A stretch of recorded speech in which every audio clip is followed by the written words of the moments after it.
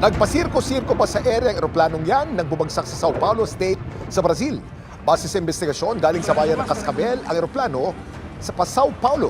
Walang nakaligtas sa 62 sakay nito. Ang ilan sa mga pasahero, mga doktor na dadalo ng seminar. Hinala ng mga aviation expert, posibleng may namuong yelo sa makina. May forecast kasi ng icy conditions o matinding lamig sa bahagi ng himpapawid kung saan lumipad ang eroplano.